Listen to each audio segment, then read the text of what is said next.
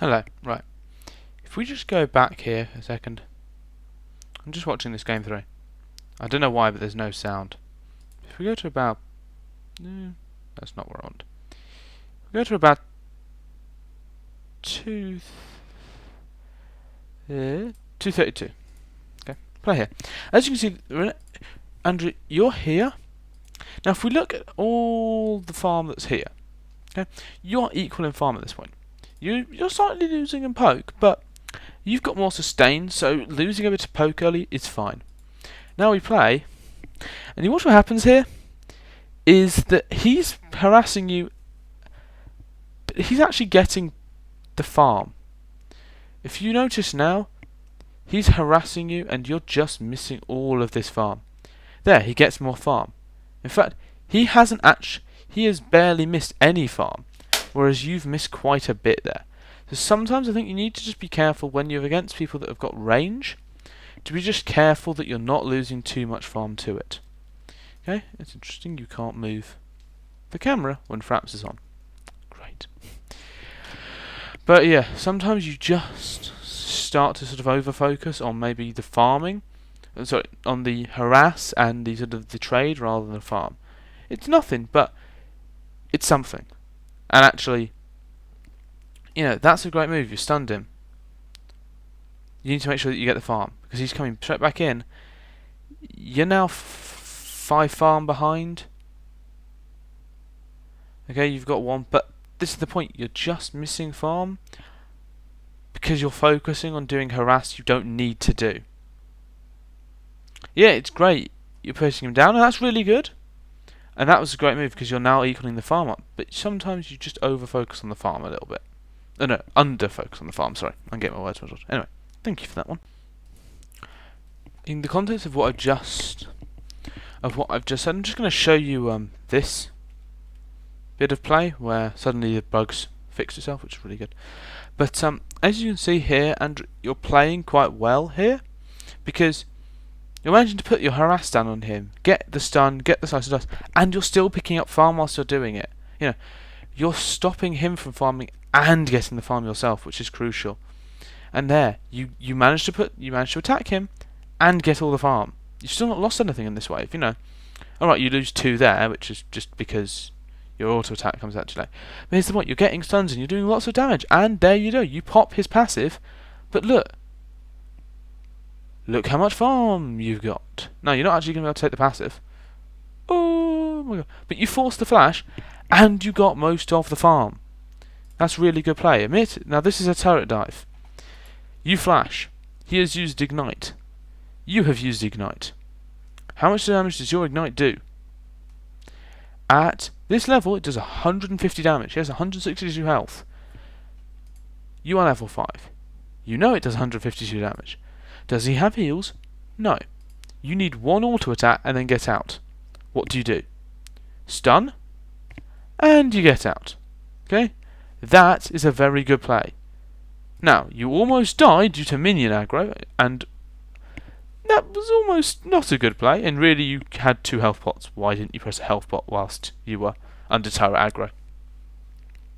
If we go back a sec.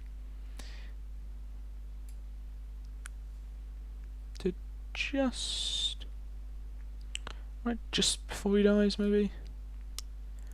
It's about there. Okay, so then you're pushing in. This is just before the engage happens. When does this? How many health pots do you have? 3.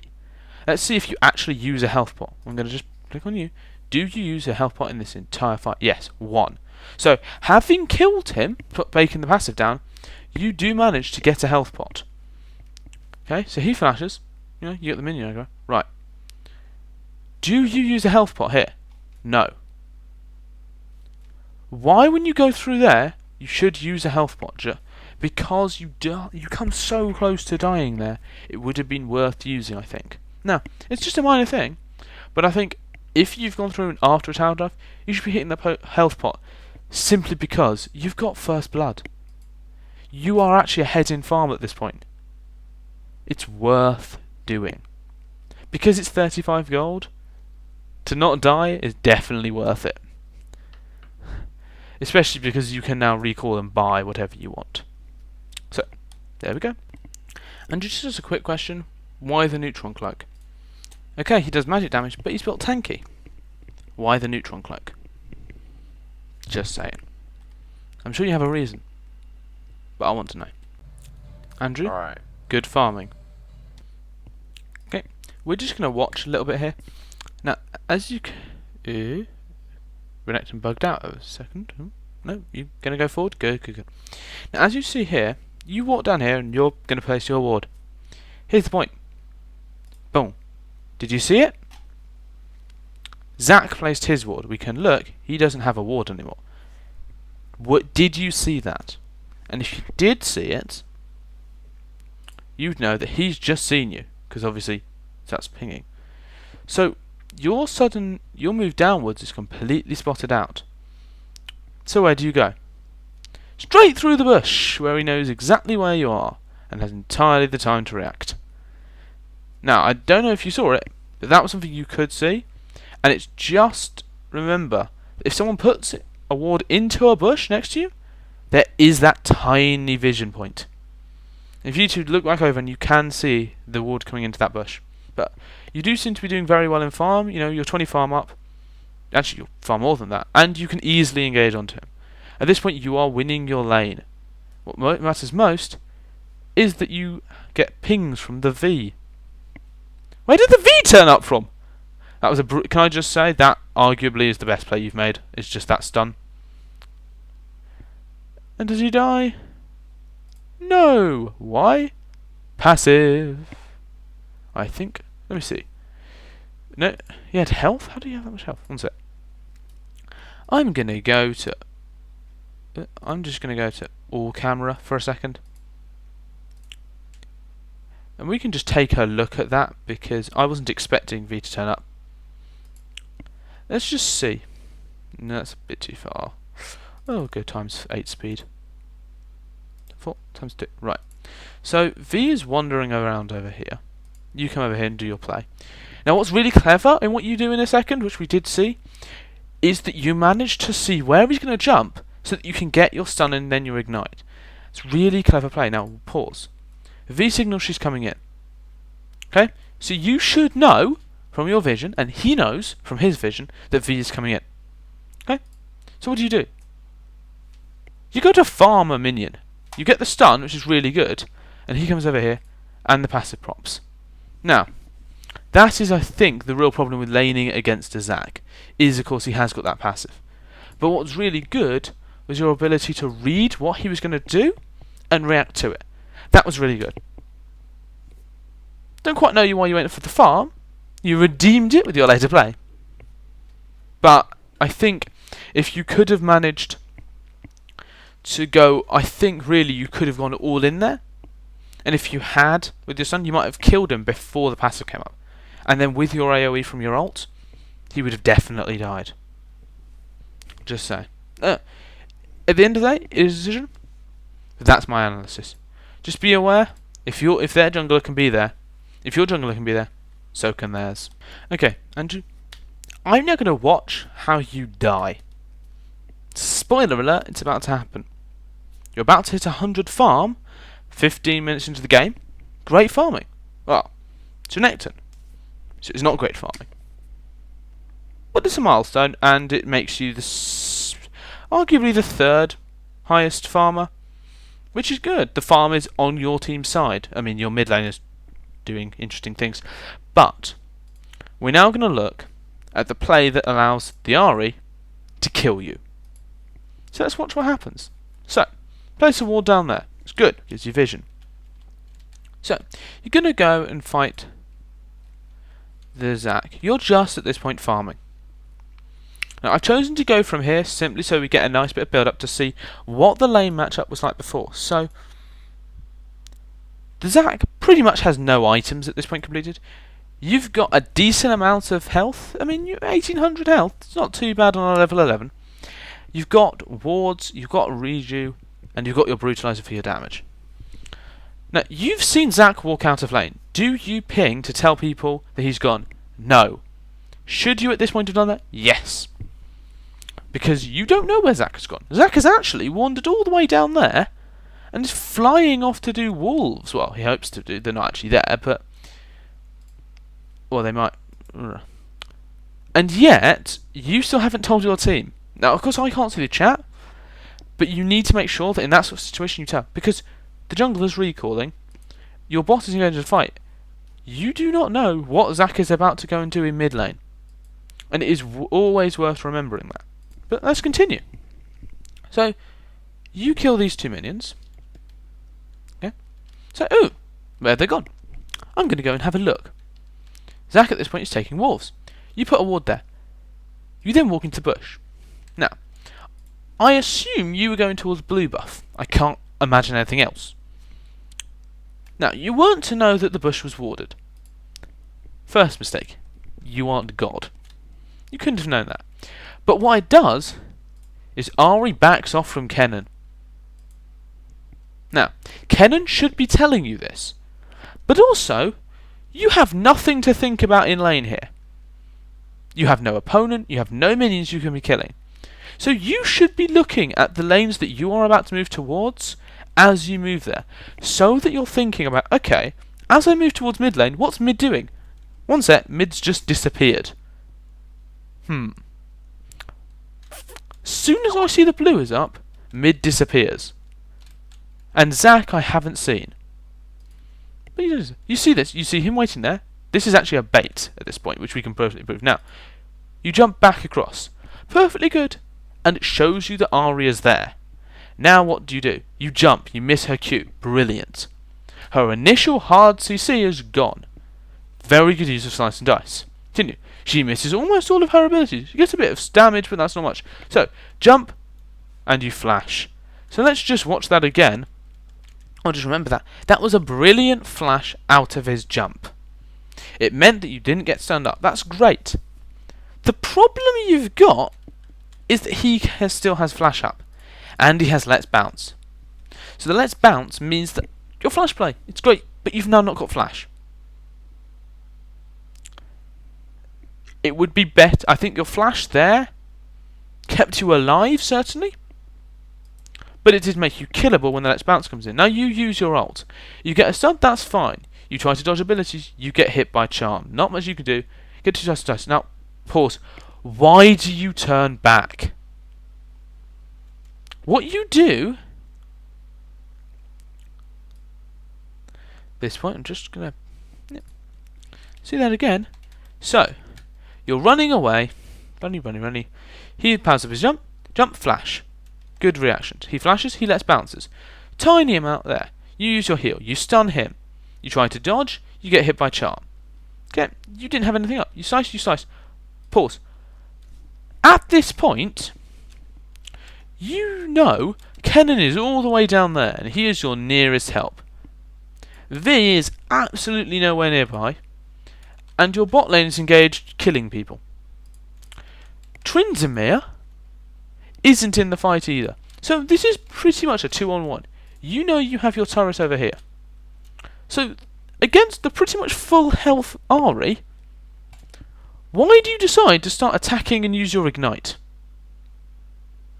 And then why don't you follow through on the Ahri? Now, admittedly, the Kennen comes in here, uses his ult, and is a miserable failure. To all intents and purposes. And fails to get the double kill he should have easily gotten then.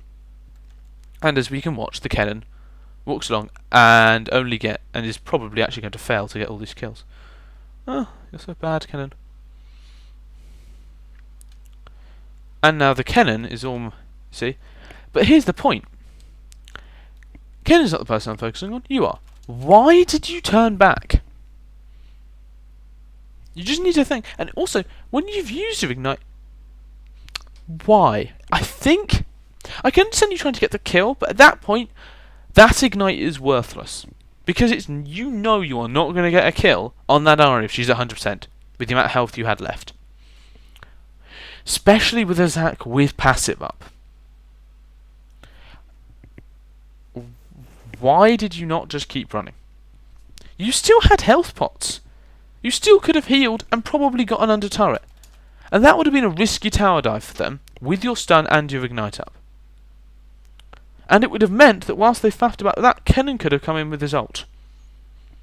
But fighting here was a bad decision, I think, looking back on it. And it's something you need to decide in future. Maybe there was a better way of you playing through that scenario. Anyway, Andrew, I don't know how you managed this, but you are sidekick. Watch what happens here. You are up there, you kill the wave, Jinx is hiding in the bush. They're literally all there, and you just walk past. That is some psychic shit, good sir. Very well played to realise that as you can't see a single enemy, staying up there is pointless. Now, I don't know what kind of communication you had, whether it was to push mid, but that was an incredibly good play. Because she was sitting there and you were dead as fuck if you'd stayed. So, really good play there. Not sure if it was intentional, but I'll give you credit where it's due. Is this going to be a team fight? Oh, not a single team fight yet. You took mid. Ooh, okay, that did weird stuff. Right, you go in. You focus Blitz and you kill Blitzcrank. Good. Right, where's the secondary engage? Who is your focus here? You've used your ult. What's your focus? What are you doing? Also, why did you use ult then? Like, I know the camera juddered and really sorry about that. But if we just go back to 18... okay. Yeah, just before you take the turret. If the thing will work. So, you're going to come into a team fight here. Now, you take the turret. Really easy turret. Absolutely. I mean, there's pretty much no problems. Right? Vayne goes in, takes poke. Gets pull. You get pulled across. Obviously, you go straight into it, so do loads of damage. Great. Pause. Now, Vi has just initiated, and your whole team is here. You're on about 1,000 health. Now look what you do. You go in, you pop ult. You do not have tower aggro. Why have you popped ult? You know it's Zac. You know that Zac can just jump away as he did. Or Tryndamere. Jinx isn't even there. Why have you popped ult? It's a bad decision to make. Just because it's a team fight doesn't mean you should be using your ultimate. Especially considering that the Ahri isn't there because she's effective. She's dead. She's already died up over there. And when you consider that pretty much this Jinx is so underfed. She's 1-6-0. This is a bad use of the ult. Because it's a really strong cooldown, and it's just not worth it for this team fight, really. Because as we now go and see, what does it actually do? I mean, it gets you 2 CS, I think? And you take a bit of tower aggro from it. But pretty much, this entire ultimate is wasted. Because you're not actually gaining anything from it. And now, when the Ahri comes in, with all the damage, you now don't have ultimate. And suddenly you can't use your ult to turn back round and counter-engage. So that there was an example of being overzealous with your ult and just not waiting for it to happen.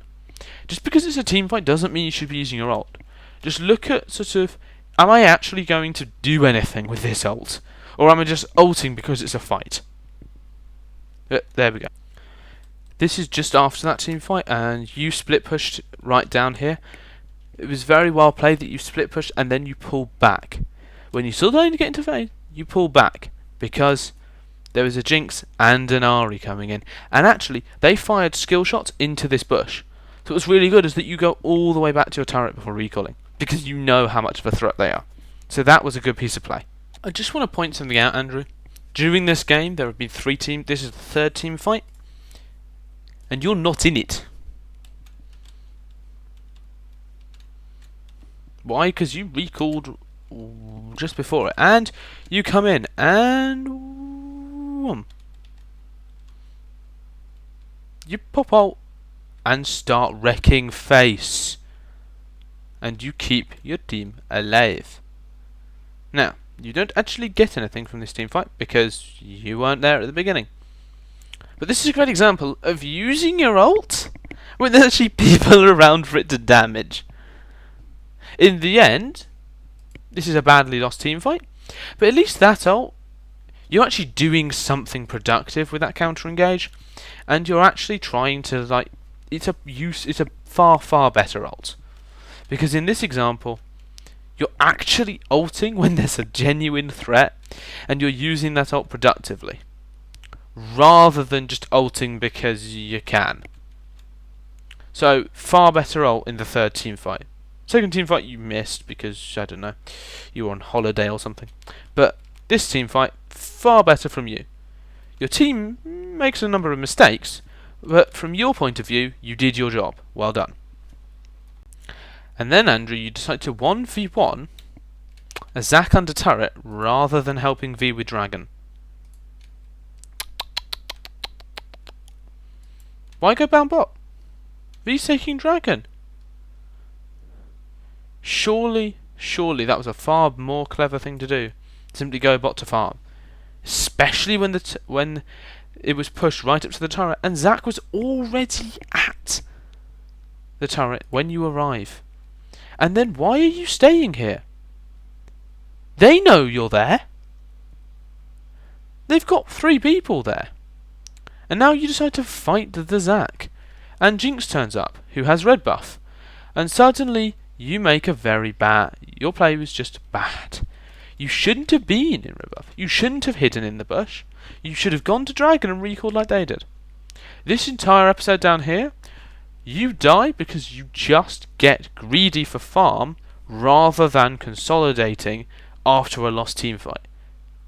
Especially considering you've just lost a major team fight. And your team decides to Dragon to actually deny your opponents getting something? Farming bot was a bad decision.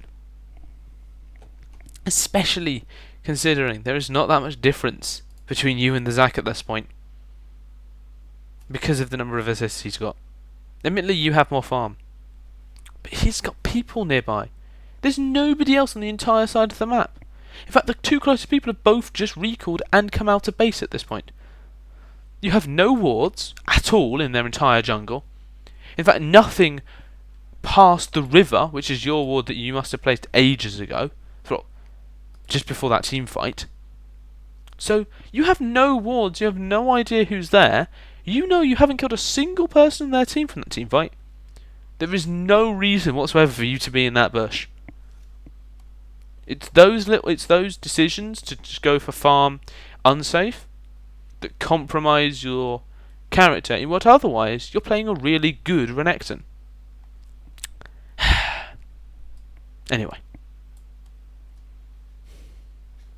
Let's look at build. What are you building at this point? Brutalizer, Giant's Belt, ReGB. How much gold you got? 765? Yeah. So, let's just realise the build here. Let's take a look at builds because we can. Are you happy with the build that you did? I mean, I don't know because I don't play Renekton. But it seems tanky. And yet, if you look how much gold he's got and look how much gold you had, he's got a completed item. He's got Warden's Mail.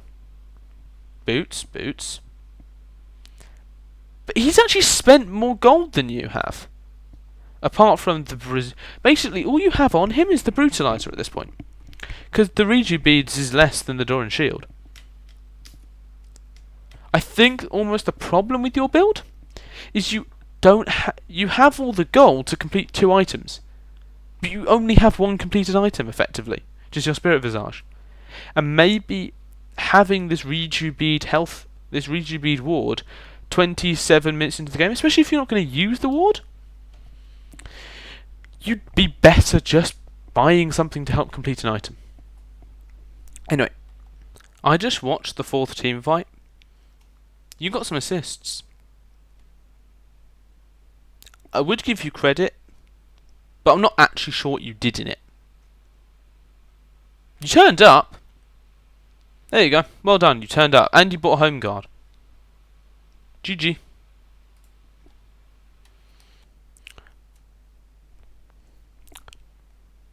Why are you recalling there when you have no ward coverage? I mean, I'm just going to look. I haven't seen this bit, so I'm just going to have a look. What happens? You recall and the Vayne the Vayne has to run away. So, I'd say, yes, you do get out of that without coming through. I would just say, recalling in the enemy jungle, when they're all up, without any ward coverage, is a risk. And as long as you're happy that you can manage that risk, it's fine to do. Just be aware that you're not doing something overly risky. Also, you sold your Reju bead. You might actually get a Sunfire cape. That's going to be nice to see. As you can see, we're now going into the final few minutes of this game. So I'm just going to put it on top of your camera. One sec, Canon. And we're just going to watch how you deal with the final fight and end of this game. So we'll just see what happens here. So you're up top, moving on towards top. You can see it's pretty pushed. You don't go for golems, because... why golems? And you see them stacking mid.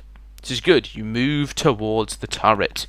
You realise the lane is pushed, and you should go there. V puts the pink ward on Baron rather than defending. Comes back across. So you're here now and you're defending. Now look, you dodge all that CC. That is really well played there. To realise they're going to throw it out and get rid of it, and then take the minion aggro away from that turret. Now, here you fail to farm under turret effectively, but we'll ignore that at this stage. It's not a major calamity. So, we're going into this team fight. Let's just pause it here. So, 5 on 5. Pretty much all of your summoners are up. All of your stuff is up. You've still got the ward, which you've had for literally like half this game at this point. Never thought I'd have to have a go at Andrew for having a ward for too long. But as the Ezreal said to the Sona, if you place the wards in the river, I'll place my BF sword there. Now. Or in there. Now, you're going to come into this fight. So, you're pushing forward. And there goes the Kennen initiation. You come straight in, get that stun on the Blitzcrank, and you're going forward. You're being aggressive, you're pushing. You realise that kill can be got by someone else. It's your job to go forward. This is good. This is good play. So, you come in, she charms you. Slice. And dice. But you don't get it because you missed, but it's not your fault. Now you're pushing in here, and effectively all you are is a tank line. And yet, when the jump comes in here, what do? You've done, but you've still not used your ultimate. You went in and stunned the Zac under turret. And yet you didn't use your ultimate. Why? That is a really risky maneuver, what you just did. That was the point, to pop your ult, to give you the health to survive that. Because you're now only on 668 health. If Jinx hits you with just her zap, she's almost killed you. And as you can see, how low on health are you now, Mr. Prido? You're now on 167 health. Yet, have you popped ultimate? No. Have you still popped ultimate? No. Why is the ultimate not being popped? Your ultimate is one of the biggest ways to give you health, and yet you are this low, and you do not pop ult. Which means you can't come in and slice and dice into the Tryndamere and get him away from your friends. You still do not pop ultimate. And in fact, I think you're going to end this game, because the game is going to end in about 20 seconds here. And you still... There we go. Is that the ultimate? Nope, the ultimate's still not being used. There's the first turret being taken. Here you go into the second turret. You're getting focused. You get hit by a blitz silence. And there's the ultimate. There we go. We were looking forward for where that was. Now, why did that ultimate not come out earlier? Why did it take blitz silencing you down to almost dead for that ultimate to come out? And then it's completely wasted because you've won by this point. Again, you're using your ultimates at just a bad time. And now I assume you just win. Yeah, because your ultimate is actually down when the re-engage happens. So your ultimate was badly used. Now you and Thresh, I'm assuming you're going to win this game. Yeah, there we go. And there's the victory for you. So, it's fine what you did, But your ult was so late. It should have been so much earlier. Especially on Renekton, when it gives you that big health boost and that AoE damage. Could have been really useful in the engages, the later engages. And also, if you're going to keep your ult, yes, you did use it to keep you alive here when the Jinx and the Blitzcrank cornered you. That's fine. But it could have been used much earlier and kept you alive much better. Now, you were lucky, in a sense, that you used it when you did to give you the boost of health, and it actually did pay off because of how risky you were over here to get yourself taking all that damage. But those were bad plays, and you shouldn't have made that play either. You shouldn't have jumped in then. So, actually not using your ultimate was almost a good thing, because you left it for so ridiculously long. You could actually use it in the second half of that fight. But I still think that ultimate really could have been used a lot earlier, and would have been done very well had it been. Anyway, we're done. Good overall play.